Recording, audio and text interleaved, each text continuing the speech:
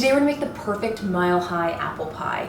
It is 5 pounds of apples in different varieties that are pre-cooked so that way they cook beautifully in the filling and there's no gap between the top crust and the filling, and everything is perfectly cooked. Plus you get the perfectly baked pie crust as well, and it's just all together just a phenomenal apple pie. If you're enjoying this video, be sure to hit the subscribe button below and click the bell icon to be notified every time I post a new and delicious recipe. So let's get into it. So mile-high apple pie, in order to make the tallest, most magnificent apple pie possible, you are going to have to pre-cook the filling. I know. It's going to avoid that gap at the top of the crust, at least a little bit. It's not going to be as considerable because the apples will already have released a lot of their juices. You also, honestly, apples can't cook in the amount of time that it takes a crust to cook, so you're running the risk of your crust being overbaked and your apples still being underbaked, which is, that's sad. So we are going to first peel and prep all of our apples. I like to use a Y peeler. It is faster and I find it easier to kind of hold and not get my hand. All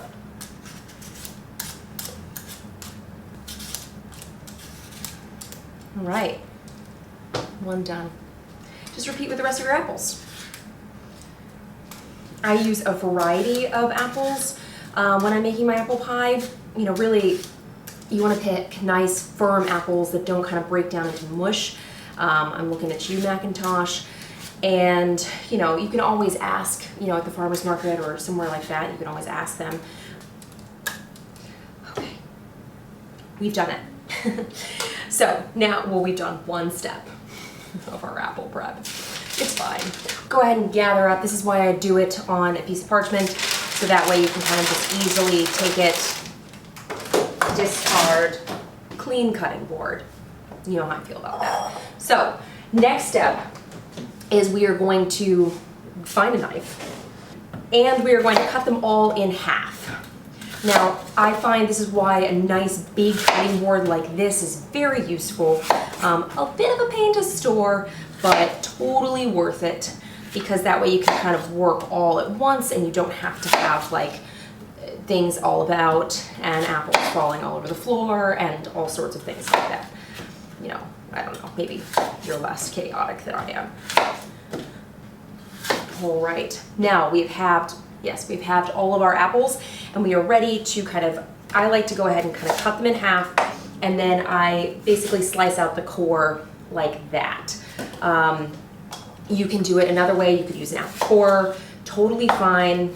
No one's gonna stop you. Use the method that works best for you, but I find that this is fastest. All right, nice.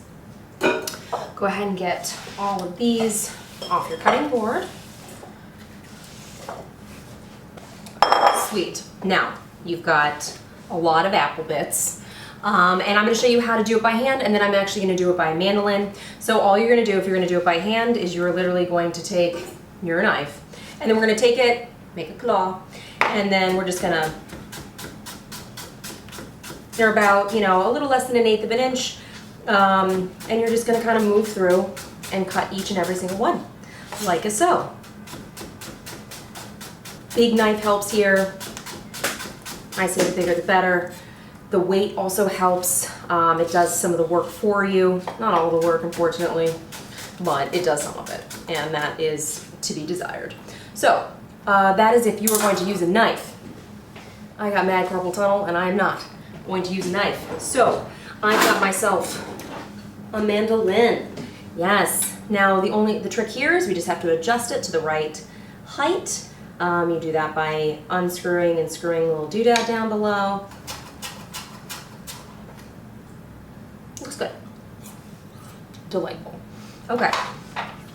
The most important thing about using a mandolin and not losing your finger is to always be aware of where your fingers are at all times. That sounds really silly, right? It's not silly. I am fully aware of where my fingers are in relation to the blade at every moment, and just staying tuned in, don't be like watching TV while you're doing this. Like, this is not the time to be catching up on Friends. Like, it's just not. So just be aware of where your fingers are, or you will find that you are missing part of your finger. Now, as I get closer to the end of the apple, I start to move a little slower. I kind of flatten my fingers a little bit. And then at the very end, you can either kind of slowly push it through, or you can just eat it. Which, you know, I do a mix of both. It really depends on, you know, kind of where am at the moment, but yeah. Last one, guys. Right here, finally made it. It feels like it's been 12 years, and yeah. Okay. Last bit in our pot. Ta-da! Sugars are in, and I've got a bit of cinnamon here. You can omit that, but I love cinnamon with my apples. And then we've got cornstarch. So I'm gonna go ahead and add that now. All right, so I'm just gonna kind of squish that in there. Now, of course, you could just 100% adjust the sugar to your taste. It also depends on the apples that you choose, right? You know, if you choose a lot of tart varietals, then you might want a little more sugar, a little less lemon juice, which is what we're going to put in next. It's up to you, 100%. And you know, every batch is going to be different. It's just, that's the beauty of baking, right? Okay, we are going to zest our lemon first. So I'm going to do about half of this lemon. It's a pretty hefty lemon, so if you have like a tiny lemon or like a normal sized lemon that didn't get a whole lot of like GMO action, then you might want to just do the whole thing. Okay, beautiful. Don't forget to zest before you juice, because you can zest after, but it is a pain in the tush. Okay, so I'm going to go ahead and slice this. I'm just going to juice this into here. You could do it straight into your pot and just choose a larger strainer. Totally fine. Up to you. All of that juice right on in there. Again, up to you. Go ahead and stir that up. Make sure you get, you know, your cinnamon. I mean, you're going to cook it, so it's going to, everything is going to meld together anyways, so you don't have to really be too stressed or too persnickety about how thoroughly you have stirred your filling. Now you could see that this would be a very tall pie, and that would be amazing until it baked and then shrunk down to half its size. So we are avoiding that by popping this on the stove, setting it to low, letting all the juices kind of come out and just relax, and you know, we're just giving them a moment. They've shrunk a lot, and you can see that the juices have thickened, and that, you know, there's still some that are, you know, don't look translucent or anything like that, and those are mostly the Granny Smiths, who just, they are not going to release all that moisture, which is why, you know, part of the reason why they're so nice in pie. But you can see that it is boiled and it's thickened, and it's basically ready to come off. So go ahead and turn that off. I'm going to go ahead and I've frozen a baking sheet, so I'm going to go ahead and grab that.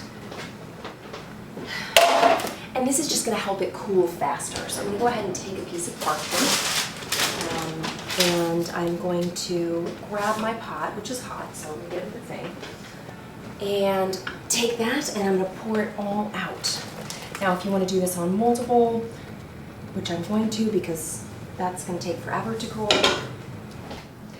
Also, cooling it this way will also help keep the apples from overcooking, especially if they were kind of like on the edge, you know, because they're going to cook again, so you don't want to overcook them now and then have a situation later. So we are going to cover this with plastic wrap, poke a few holes, and we're going to pop this in the fridge, and then we are going to let this cool completely before we put it into our chilled, beautifully rolled out pie crust. All right, our filling is cooled, and I transferred to this bowl just for a space issue in my fridge. And this is like about 5 pounds of apples, which is how it's written in the recipe. But I was making extra for an apple crisp, if we're being honest, which you can also make. So let's go get our pie crust. Now this is my all butter pie crust, which you can make by any of the 5 methods above. I made it from the stand mixer because I find that to be the easiest and the least amount of cleanup. So we've got ourselves a bottom crust, which is very cold at the moment. And so she's obviously, she needs a moment to relax into her new space, and that's cool. We'll give her that time. And meanwhile, we'll just get like a spatula or something. So you don't want to force a very cold pie crust into a pie dish, or it will crack. And so, but you do want to, obviously, we're trying to be, really diligent and work quickly and get this in the oven while it's still nice and cold. Okay, so all I'm doing is I'm just kind of folding it down into the corners and making sure that it's a nice kind of, there's no bubbles, or it's nice and tight in the corners as well. Now, the key to baking pie crust in these ceramic dishes, I love baking in, like especially the old vintage metal dishes or even just disposable dishes, because the crust bakes so crispy and beautiful, even in a double crust pie.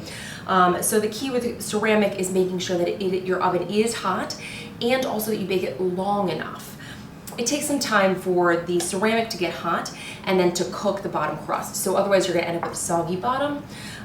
So just know that. I also find that it is better to not chill the pie in that. And I know that that is sometimes unavoidable, but it is better not to, because otherwise it will get cold and it's gonna take that much longer to warm up and that much longer to cook your pie. All right.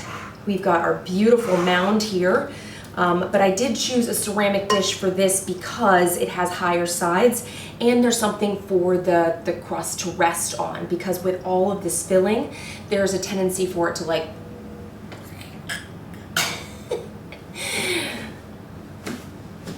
So anyways, I've got my top crust right here.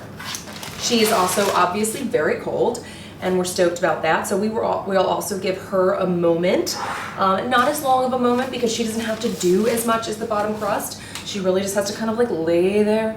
So, she doesn't get as much consideration. But in the meantime, I'm gonna grab myself some heavy cream, some turbinado sugar, and really just like finish this off right.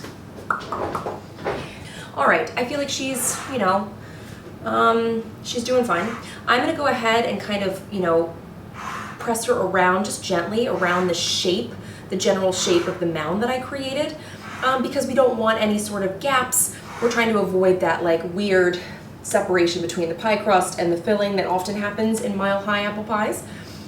So we're just gonna kind of, basically pre-form her around that filling, and then we're gonna roll. So there is not a lot of excess here, so I am not going to cut this or trim this in any way. If you used a pie crust recipe that has more excess, then you would want to go ahead and do that. But you want to make sure that you grab both the top and the bottom crust in your pinch and roll. And I am aggressively pinching and rolling. Like I am like, it's like when you tighten something, I'm doing that because you want all of that apple filling to stay inside and not to either A, leak down into your oven or onto the baking sheet, which you have obviously put there because you're awesome, or to, find its way down underneath the pie and then glue itself there. No, I don't want any of that. All right, and then we're just gonna give it a nice little crimp. You can do whatever you would like with the edges of the pie crust. It is up to you. If you've got some scraps that you'd like to cut out little pretty decorative leaves or things like that, then I see you. So we've done that. We're gonna cut some vent holes because we are smart and we know that these pies need to vent. And if we forget that, life stinks. So go ahead and just, give yourself a few vent holes. Try to keep them towards the top and the center, on top of the mound that you created, because otherwise the filling will, it will drain out. and it will pool down here and it won't get all nice and crisp and tender and like, meow, right? Anyways, just give it a nice just coat of heavy cream, obviously keeping in mind that it is getting warmer as we speak. The pie crust, me, you know, my apartment in general. So just, you know, working quickly and efficiently here.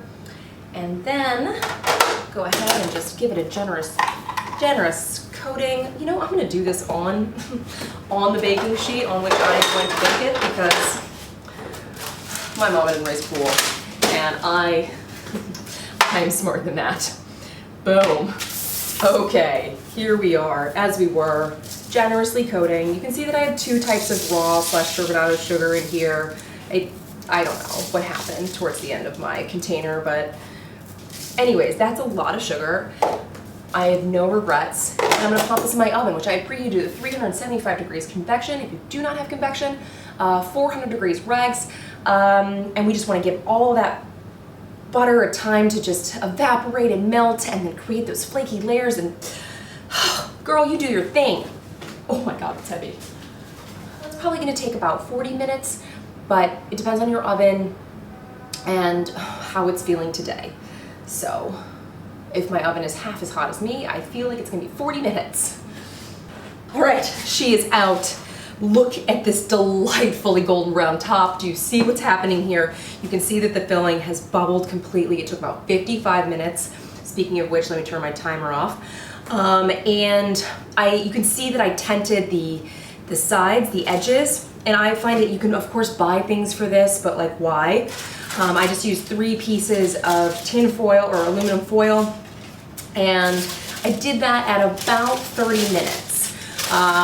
So once the edges started to get a bit more golden brown, I started to kind of protected them. Some of it is the sugar that we put on there, and that's gonna caramelize and, you know, burn, if you will.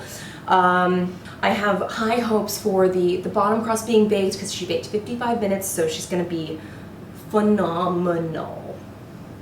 That deserved all 12 syllables that I just gave it. So anyways, she needs to cool, like, oh my goodness. And we'll slice her later, like way later, like 4 hours later. The moment is here. It's time to dry. It is cooled. It's like 5 hours. Yeah. In a cooler place than this, AKA my bedroom. And we're just ready to dig in here. There's really no other, let's not beat around the bush. Yeah. Oh man. Feel all the layers of the apples. Guys, this is gonna be epic. Go ahead and just make sure I got all the way down because there's no turning back. Ah! Well, we lost some of actually the whole front of our pie. I'm gonna go rescue it because, like, we deserve it. You can see that she sliced beautifully. There's like a ton of apples going on in here. It's like not shy on the apples. There's no gap between the filling and the top of the crust because we what? Pre-cooked our apples. Yes! Go us, thus getting way more apples into our pie and onto our plate than otherwise possible. So, yeah, mind the gap. Yum. It's perfectly thick. Like all the juices are like just like moist and tender around the apples. Some of the apples are still a little crisp. Those are probably the Granny Smiths. We see you, we love you. They're like some tart apples, some sweet apples. It's just like a whole beautiful melange just going on in your mouth. And it's just, I mean, it's like an apple fall party right here on our plate. Yep. Confirmed. Fall on our plate.